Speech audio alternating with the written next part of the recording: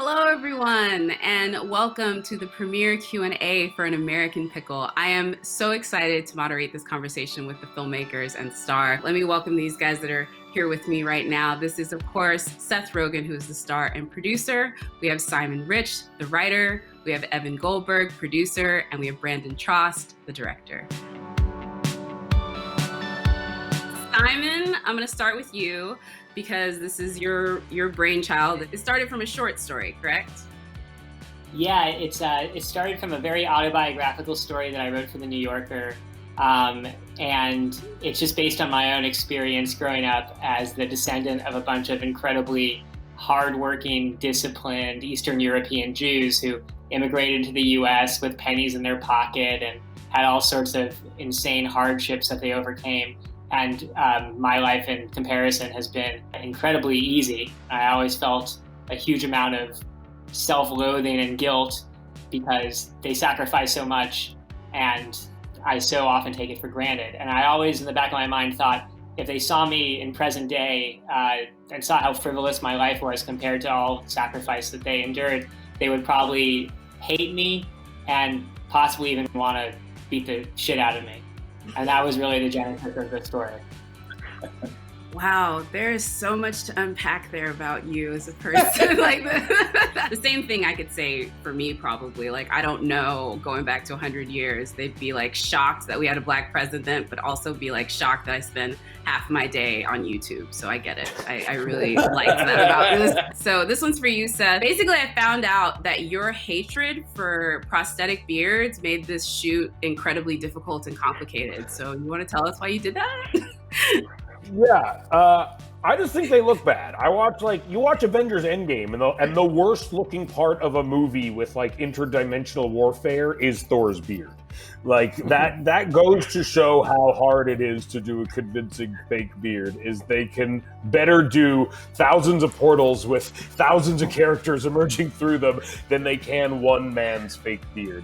And even subconsciously feeling like you are seeing an actor with a fake beard on, I was afraid would really hurt the illusion of the film. And so, we shot the whole movie as Herschel, and then I shaved, and then we doubled back and shot the whole movie again as with me as Ben, basically.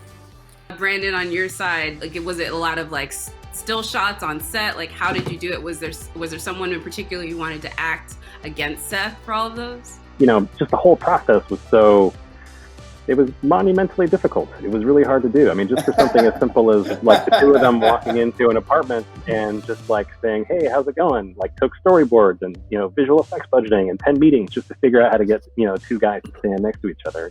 But, when we came back as Ben, we had to match all the frames, sometimes like a month and a half later. We had to match everything, the lighting, the lens placement, the set dressing. Seth had to wear an earpiece to listen to his voice as Herschel to interact with for the timing. I'd be hearing the other character's dialogue in my ear, so I'd be trying to act, listening to Herschel, looking at a guy or a tennis ball who wasn't talking. And then sometimes throughout the course of one scene, there'd be 4 cues, each cue set up by 3 beeps. So I'd be talking, beep, beep, beep, look over there. I keep talking, beep, beep, beep, pick up the cup. Keep talking, beep, beep, beep, cheers the cup. Keep talking, beep, beep, beep, put down the cup. And it was, I remember the first time I like heard it in my ear, I was just like, I can't do this. Like, there's no way that this is going to, I was just like, I don't think this is going to work. And then I got it. Eventually I got it. It wasn't, once I wrapped my head around it, I got it. But it was a fun challenge for me. And I think it was using a lot of the tools that I've developed over the years, just making, the different types of stuff we've been making.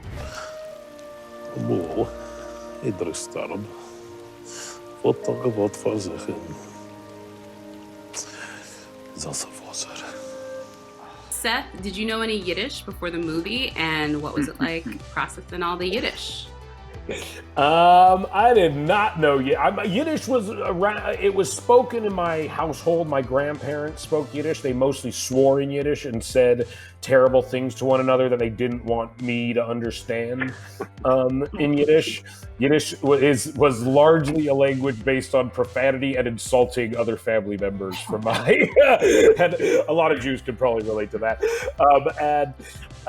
So no, I had heard it my whole life, but I did not know it, and so I did have to learn it basically phonetically for the movie. And it's a really hard language to learn. And Sarah Snook, who is not Jewish, took to it much more easily than I did, which was a real shame to me on a day-to-day basis. But